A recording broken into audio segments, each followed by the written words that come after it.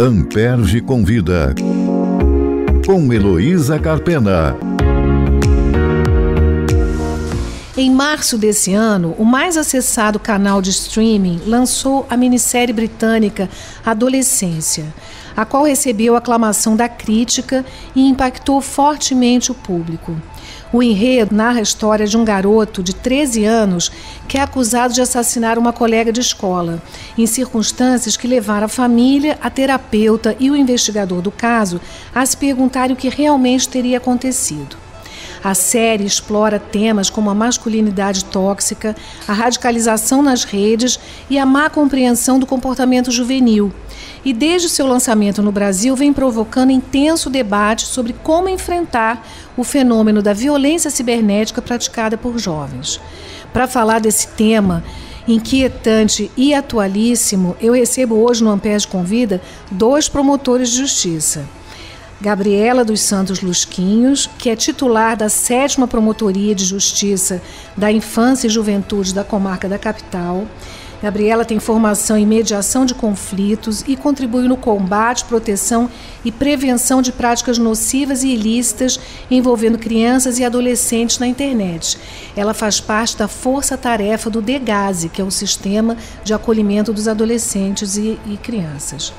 Vai também conversar conosco hoje o promotor de justiça Sauei Lai, que já é conhecido aqui no Amperge Convida, a segunda vez que o Sauei vem nos socorrer. Ele é titular da 2ª Promotoria de Justiça de Investigação da Ilha do Governador e Bom Sucesso, aqui na capital do Rio de Janeiro.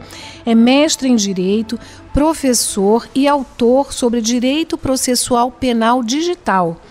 E ele foi membro auxiliar da Procuradoria-Geral da República perante o STF e o STJ nos anos de 2021 a 2023. Bom dia, Gabriela. Bom dia, Sauei. Muito obrigada por aceitarem o nosso convite e fazerem parte aqui desse bate-papo, né, sobre um tema tão importante. Vou começar falando com a Gabriela, que trabalhou tantos anos, né, Gabriela, na área da infância e juventude no Ministério Público do Rio. E eu vou te perguntar, você observa alguma mudança no perfil do adolescente infrator? Quem é a clientela atual dos juizados de infância e juventude? E como chega ao MP a maior parte desses casos? Primeiramente, quero agradecer o convite. É um prazer e uma honra fazer parte aqui desse tempo com você, com o Sauei, 2 profissionais maravilhosos que eu admiro. E é um tema bastante relevante. Acho que essa série contribuiu realmente para trazer à tona algo que muitas vezes as pessoas não querem ver. E é o que tem chegado na vara da infância. Houve um aumento de encaminhamentos de adolescentes, seja apreendidos ou não apreendidos, por conta da prática de atos infracionais análogos aos crimes praticados em meio digital. Durante um tempo, nós observávamos que os adolescentes que chegavam para nós eram adolescentes que praticavam furto, roubo e tráfico. De uma camada da sociedade mais vulnerável.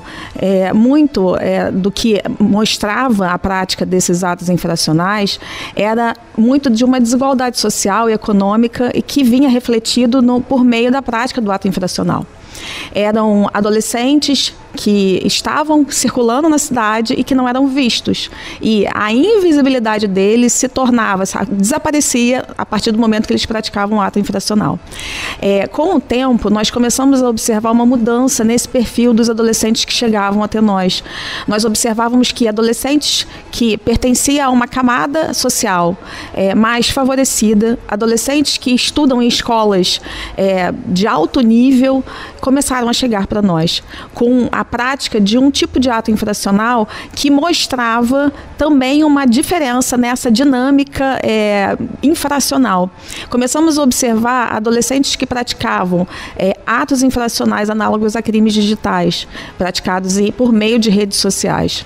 Com isso, nós começamos a perceber que esses adolescentes, a grande maioria deles, posso falar quase que a totalidade, mostrava, no fundo, a raiz era uma disfuncionalidade na família, uma situação de sofrimento psíquico que passava naquele momento, por situações que muitas vezes envolvia a escola, adolescentes que se achavam não pertencidos e efetivamente não eram pertencidos, e há uma necessidade do ser humano de ser pertencido, de ser acolhido. E a adolescência mostra isso, ele quer andar ter os seus pares, e muitas vezes esses adolescentes não encontravam o seu par no meio da escola. E com isso ele partia para um isolamento, e esse isolamento levava esse adolescente para as telas. E os pais não percebiam que havia algo errado porque ele estava em casa. Ele estava protegido, ele estava no quarto, e o quarto era um lugar de proteção. Então, nós começamos a verificar uma desproteção, uma falta de proteção desses adolescentes no meio digital. Então, houve um incremento na prática desses atos infracionais. Adolescentes tivemos adolescentes que ficaram internados provisoriamente. Atualmente nós temos alguns adolescentes que estão cumprindo medida de internação, ou seja, estão privados de sua liberdade. E esses casos como chegam ao Ministério Público? Então, esses casos eles podem chegar por meio de apreensão, adolescentes que são apreendidos porque com eles havia, por exemplo, o armazenamento de material pornográfico, que é o que a grande maioria dos casos é o que chega para nós. Existe uma outra parcela, grande parcela de adolescentes que chegam não apreendidos. São investigações que a polícia inicia, muitas vezes com monitoramento das redes, e esse procedimento é encaminhado para o Ministério Público com pedido de uma cautelar, muitas vezes de uma busca-apreensão de equipamentos e busca-apreensão do adolescente. Chega muito também pela Interpol, chega pela Interpol, pela Polícia Federal, porque a Polícia Federal ela não tem, vamos dizer, atribuição para investigar ato infracional. Então, muitos atos infracionais eles são praticados também com adultos. Então, há uma cisão nessa investigação. Eles encaminham para a delegacia da criança e do adolescente aqui no Rio de Janeiro, e nós recebemos esse procedimento. Então, são procedimentos que demandam uma agilidade na atuação, com uma complexidade enorme na investigação. Acho que Sauei vai contribuir muito nisso. Essa deixa para botar o Sauei na conversa, vai falar do assunto do ponto de vista da segurança pública, quer dizer, da repressão a esses crimes ou atos infracionais. Então, o nosso especialista aqui no processo penal digital vai nos contar como é que está funcionando, como é que o sistema de justiça está enfrentando esse problema do cyberbullying. Essas condutas praticadas no meio digital podem evoluir para fatos acontecidos no mundo real? Como é que está sendo cuidado isso? Antes, também gostaria de agradecer pelo convite, também me dizer que eu sou muito lisonjeado de estar participando dessa conversa com a Gabriela, outra profissional que eu também admiro, profissional e pessoalmente demais.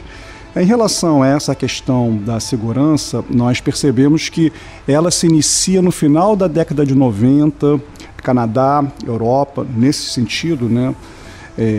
Eles chamam, inclusive, na série de incel, que é uma junção de duas palavras norte-americanas, em inglês, né? Que é involuntary celibate, ou seja, o celibato involuntário.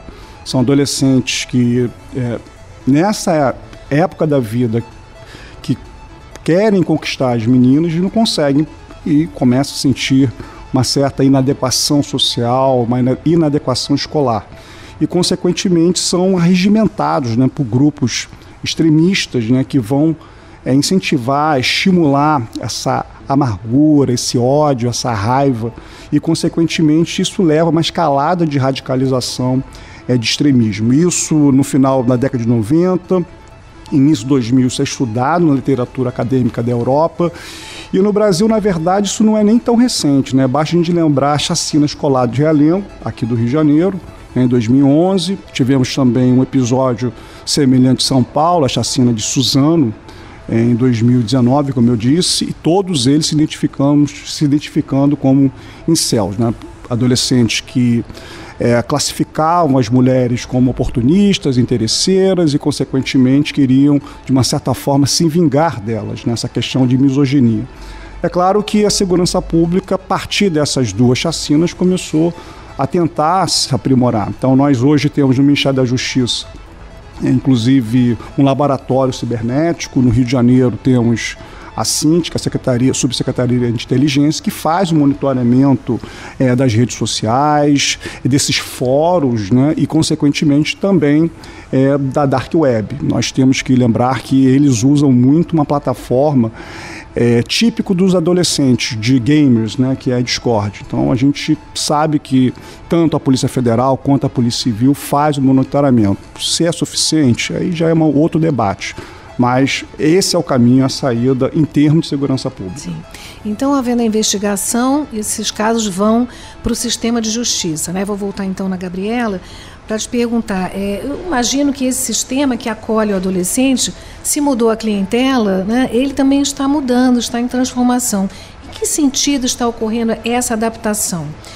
Quando, me corrija se eu estiver errada, né? Mas sendo infrator menor de 18 anos, não há propriamente uma punição, né? O MP, o Ministério Público, propõe a adoção de ações socioeducativas. Quais são normalmente essas medidas a eles aplicadas?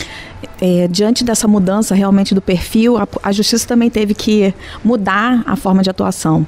A Justiça posta, né, no Estatuto da Criança e Adolescente prevê, em primeiro lugar, o oitivo informal. Eu sou uma defensora do oitivo informal, eu sou verdadeiramente apaixonada, é um ato de prerrogativa do Ministério Público em que o promotor de justiça faz uma espécie de anamnese desse adolescente. Ele vai perguntar e entender aonde ele estava inserido, no seio familiar, na comunidade, se ele tinha pai presente. Isso é algo que nós vemos sempre. O que se qualifica como informal? Fiquei curiosa. A lei fala que é informal. Eu acho que a ideia é realmente para não colocar uma formalidade assim de muito preciosismo. Então, cada promotor vai fazer de uma forma essa oitiva informal. Aqui no município do Rio de Janeiro, nós conseguimos desenvolver um formulário de uma oitiva informal que agora é basicamente usado por todos os promotores de justiça. De protocolo, né? Isso. Uhum. E é um momento que a gente vai perguntar do ato infracional, se o adolescente quiser falar dele, e vamos perguntar no momento da apreensão, se houve algum tipo de violência institucional. A partir da oitiva informal, formado o convencimento do promotor de justiça, o promotor de justiça pode dar início à ação socioeducativa por meio da formulação da representação socioeducativa.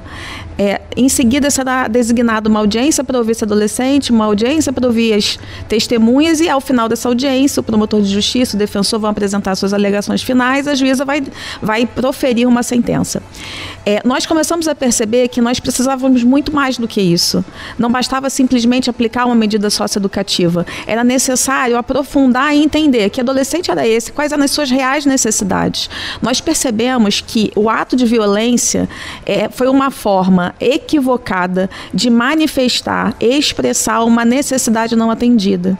Nós percebemos que eram adolescentes que apontavam por uma disfuncionalidade na família, apontavam por uma falta de pertencimento no seio da escola, adolescentes que sofriam algum tipo de violência na escola, adolescentes que já tinham algum tipo de transtorno psíquico. Então nós entendemos que o adolescente é um ser integral assim como nós, e não bastava apenas aplicar uma medida socioeducativa, nós precisávamos fazer aso também das medidas protetivas, dentre elas o encaminhamento para a saúde mental, e também não só bastava para a gente encaminhar para a saúde mental e achar que tudo estava acontecendo muito bem lá. Nós começamos a chamar esses atores da rede de proteção, como o CAPSI, né, que é o Centro de Atenção Psicossocial Infantil, Infanto-Juvenil, que cuida desses adolescentes no nível de saúde mental. Passamos a chamar a escola, a chamar toda a rede de assistência em que essa família está inserida lá no local onde ela reside, para que houvesse esses atores que deveriam conversar, deveriam andar integrados, articulados. Eles não se conheciam, eles passavam a se conhecer na audiência. E ali, então, se começava um trabalho integral para esse adolescente. Sim, você está falando dos órgãos de apoio do próprio Estado, né? Sim. Essa articulação. Entendi. Então houve essa mudança. Então nós ontem, por exemplo, tivemos uma audiência de um adolescente que é acompanhado por nós há 3 anos. Ele praticou um ato infracional muito grave, envolvendo uma ameaça de ataque numa escola, muito sério. Isso foi em 2022. Ele chegou a ser internado provisoriamente. Ao final, nós entendemos que ele precisava de um acompanhamento na saúde mental, e a família também precisava ser acompanhada. Então, o que a gente tem colhido são frutos, assim, maravilhosos. Assim, recentemente, acho que há 2 semanas, tivemos uma audiência que o menino falava que eu fui buscar esse lugar, a tela, eu fui me esconder no meu quarto porque eu não me achava pertencido na escola e também não me sentia pertencido pelo meu pai e pela minha mãe.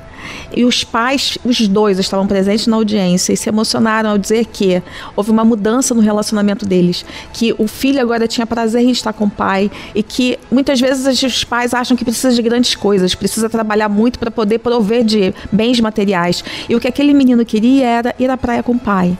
Então isso foi uma virada de chave. Então esse arranjo familiar foi feito por meio da justiça restaurativa. Então, assim, houve uma mudança do perfil e uma mudança também na forma de caminhar dentro do sistema de justiça. Vamos voltar a falar de justiça restaurativa, mas agora eu quero voltar para o Sauei. Você mencionou Dark Web, ou Web obscura, né, que é uma parte da internet cujo conteúdo é inacessível por buscas comuns, né, de Google, enfim, Bing, e onde é possível navegar de forma anônima, né, o que se torna atrativo, né, para esses usos ilegais. Aí minha pergunta, mesmo assim, é possível fazer o monitoramento das redes que você referiu? E desdobrando, já existe uma inteligência cibernética em atuação no estado do Rio de Janeiro? O que eu posso dizer, e aí eu vou até pedir licença a Gabriela, porque tudo que ela falou acho que se resume, muito bem falado a ela, a essa expressão. Existe, na verdade, um abandono digital desses adolescentes, né? Como ela explicou, os pais acham que esses adolescentes não estão nas ruas, consequentemente estão sob abrigo da casa, protegidos, e na verdade é justamente o oposto, né? Porque quando está na rua, no playground do prédio, está com o vizinho, você sabe com quem o seu filho está. Enquanto que, quando ele está numa tela do computador trancado por 10 horas naquele quarto escuro, você não sabe com quem ele está falando do outro lado da tela. Agora, voltando a esse assunto, o Dark Web, ele é sim monitorado, existe uma vigilância eletrônica por parte dos órgãos de persecução criminal, inclusive o próprio país já legislou sobre o assunto, o próprio ECA já prevê a infiltração virtual de policiais, de agentes policiais, né, se passando por adolescentes, se filtrando nesses grupos online para poder captar essas informações, essa inteligência, até para evitar ataques de uma forma preventiva. E não só o Estatuto da Criança e do Adolescente, no artigo 190A, mas também na própria lei da organização criminosa, no artigo 10A, que é a lei 12.850, 2013. E agora, respondendo a sua última pergunta, sim, já existe, não no estado do Rio de Janeiro, mas, como eu disse, no Ministério da Justiça e de Segurança Pública, você tem esse laboratório cibernético, né, coordenado por um delegado de Piauí, que é o Alessandro Barreto, inclusive evitou um ataque de grandes proporções ao show da Lady Gaga. Recentemente, vamos falar disso. Mas antes eu vou voltar na Gabriela para não perder a oportunidade de falar sobre esse tema tão importante da justiça restaurativa. Explica para nós o que é e como funciona na prática em relação a esses casos. Sim, eu vou pegar um gancho também do Sauei sobre o abandono digital e esse tema é tratado quando as pessoas sentam num círculo restaurativo, os pais, a escola, o próprio adolescente, muitas vezes a vítima, quando a gente consegue fazer essa aproximação. E esse tema é muito tratado no meio desse círculo de construção de algo que foi desconstruído. Houve um dano na escola, houve um dano na sociedade, houve um dano na família. E nós precisamos restaurar esse dano que foi provocado com a prática do ato infracional. Curiosamente, talvez a série tenha tido esse impacto tão forte por isso. A família ali retratada não parecia ser uma família disfuncional, ao contrário, uma família, com todas as aspas, né, absolutamente normal. Então, isso também ocorre? Sim, ocorre. Muitas vezes nós temos famílias que não são disfuncionais, mas muitas vezes esse adolescente passa por alguma situação de não pertencimento, alguma situação de bullying, alguma situação, ou ele já tem algum tipo de questão em saúde mental, e muito bem falado pelo Sauei, né? Ele acaba sendo absorvido por uma rede criminosa que acha ali um terreno fácil para ele. E o que ele falou, né? O playground, a gente sabe o que está acontecendo ali. Antigamente, Antigamente, quando a gente saía à rua, os nossos pais falavam, olha, cuidado, não fala com estranho. Só que agora a rua está dentro das nossas casas. A rua está dentro das telas em que os adolescentes estão inseridos e mergulhados, e nós achamos que está tudo bem e não está. Então, assim, com o incremento da violência, houve um retrocesso na arte de brincar. Então, os pais entenderam que a gente precisava super proteger do mundo lá fora e acabou provocando uma subproteção em redes sociais.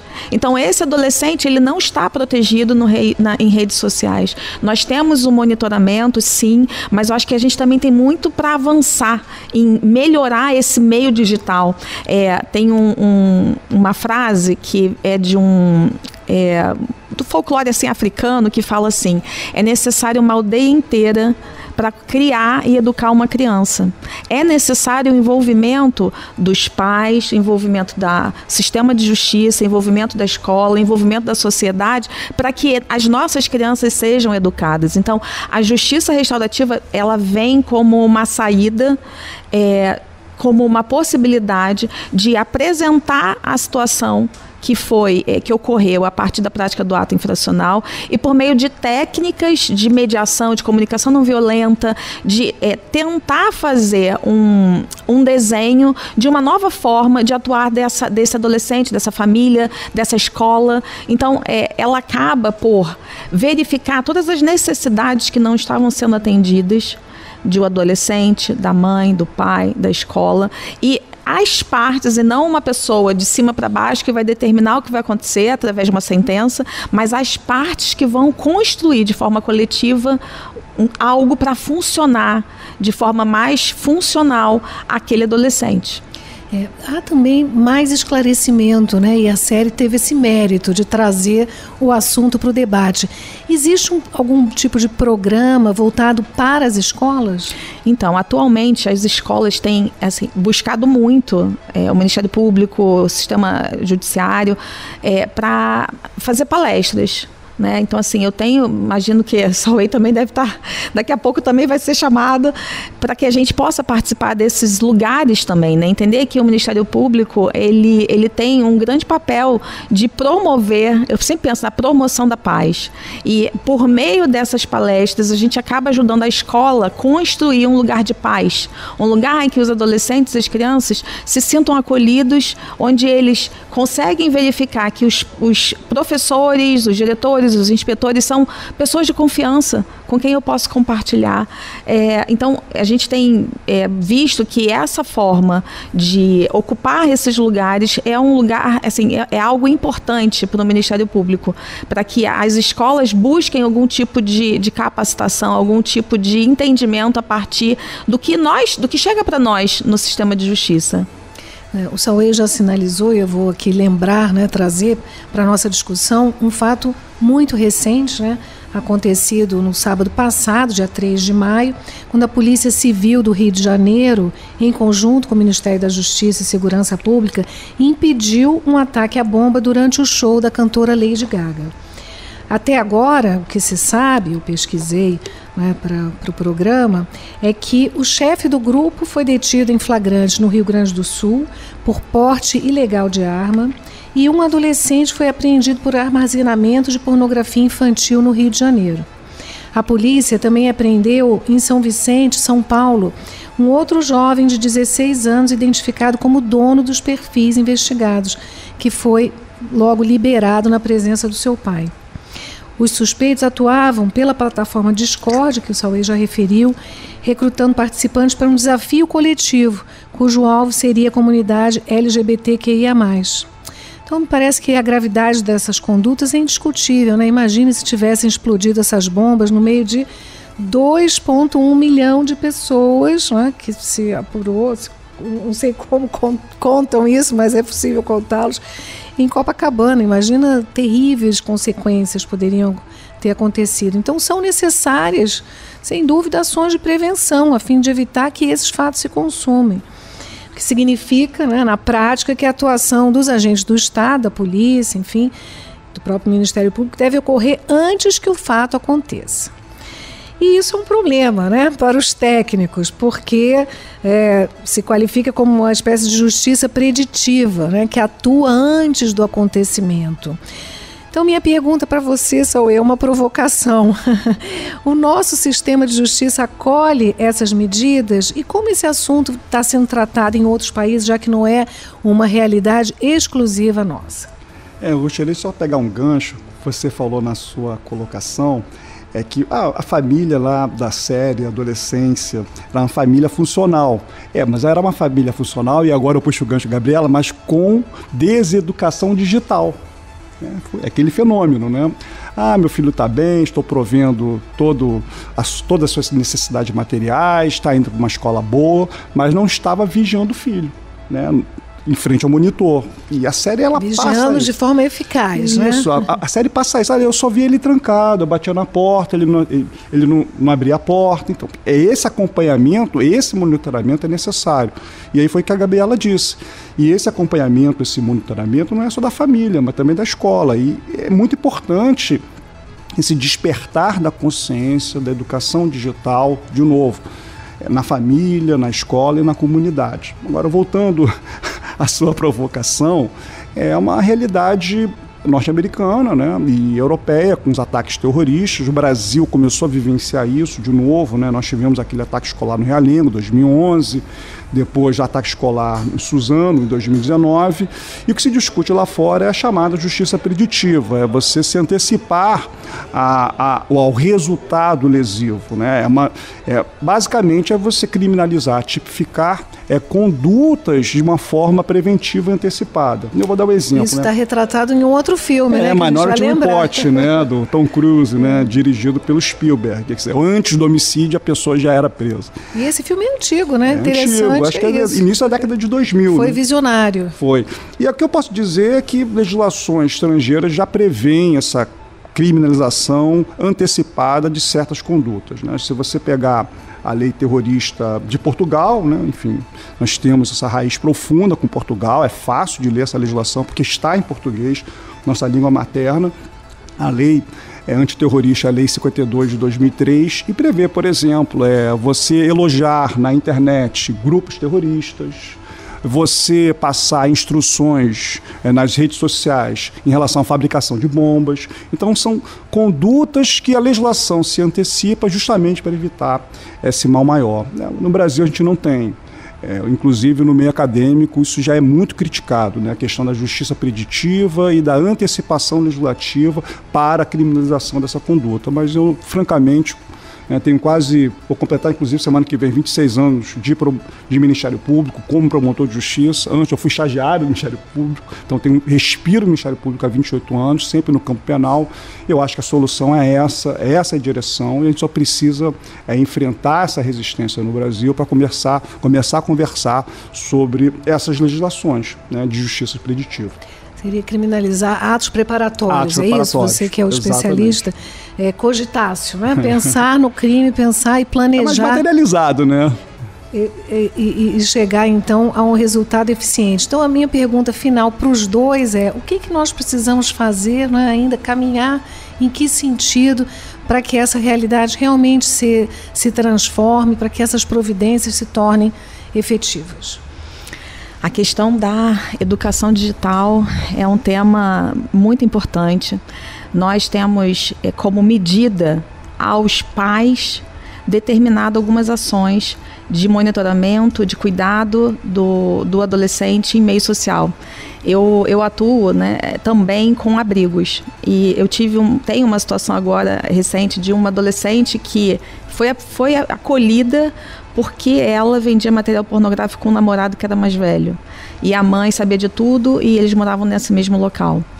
Essa adolescente dentro do abrigo começou a fazer a mesma prática. Eu falei, chegou o tempo de eu conversar com o diretor do abrigo, porque a educação digital tem que acontecer também aqui nesse abrigo, porque ele é o responsável legal de todas as adolescentes que estão ali acolhidas.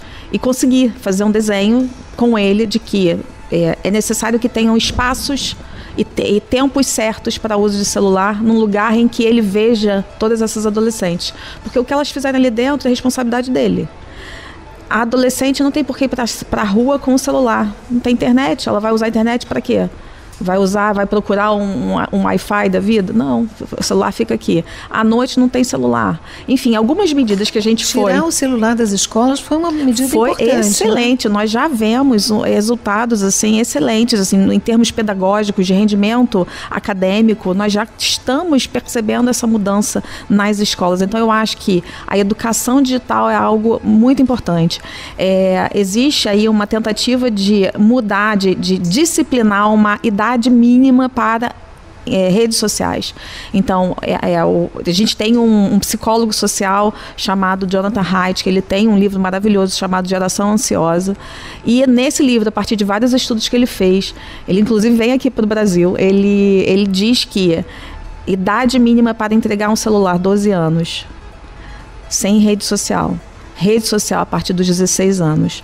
Então, eu penso que uma regulamentação nesse aspecto também seria muito interessante. Uma regulação das Big Techs, para que elas saibam que ali elas vão responder não somente quando elas não removerem o conteúdo, mas elas têm que ser responsáveis por todo o conteúdo que estiver circulando nas suas plataformas. Acho que esse também é um outro caminho bem interessante. Não sei o que o Sauei acha, mas eu acho.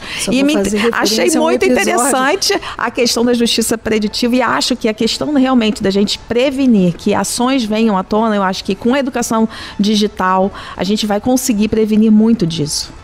Eu ia referir a um episódio, já tivemos aqui no Ampere Convida com a professora Caitlin Mulholland exatamente sobre a responsabilização das redes. Sauei, sua palavra. Eu concordo plenamente com a Gabriela, isso já é discutido na Europa desde 2010, né? A Comissão Executiva da União Europeia já recomenda fortemente a questão da literacia digital, ou seja, em outras palavras, educação digital, até por causa do fenômeno da fake news. Na verdade, a educação digital ela começa a questão da fake news, e com a fake news você consegue disseminar mentiras, fomentar ódios, e com outras repercussões da subcultura desses incels.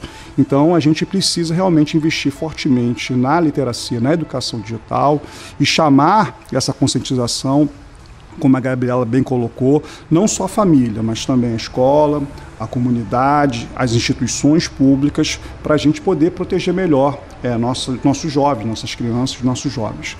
E é claro, não adianta a gente ter só uma questão de educação e de legislação, já conversamos sobre legislação da justiça preditiva, regulamentação das grandes empresas de tecnologia, mas também, acima de tudo, a fiscalização. Né? Temos leis maravilhosos, mas sem a fiscalização, sem que os órgãos estatais estejam estruturados, preparados para fiscalizar o cumprimento dessas leis. Em relação tudo, como até... ela disse, né? E tudo também é uma questão de saúde mental. Sim. Né? Uma questão em relação até à fiscalização, há uma discussão hoje, inclusive teve um congresso fora em Amsterdã para tratar da certificação etária.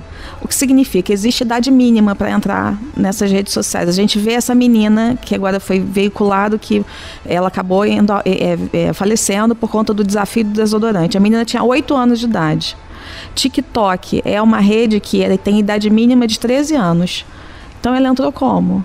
Ela declarou que tinha 13 anos. Não basta isso. As redes, elas conseguem, por meio de inteligência artificial, por meio até mesmo do reconhecimento... A gente chama de know your client, né? Você tem que conhecer o seu cliente. Então, você faz uma checagem. Assim, checagem? Como a gente abre uma conta bancária. Hoje em dia não basta nem tirar foto, né? Você tem que mexer a cabeça para não ter criação de imagens por inteligência artificial. Meios técnicos, sem dúvida, se alguém os tem, são eles, né? Sim.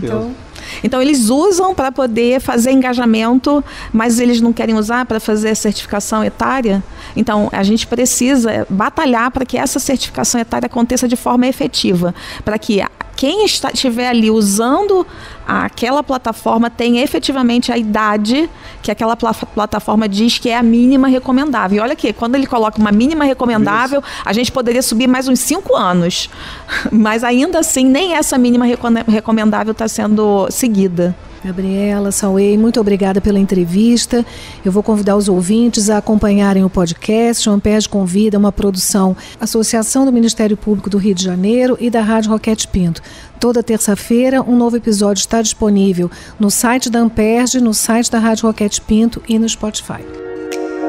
Ampere Convida, com Heloísa Carpena.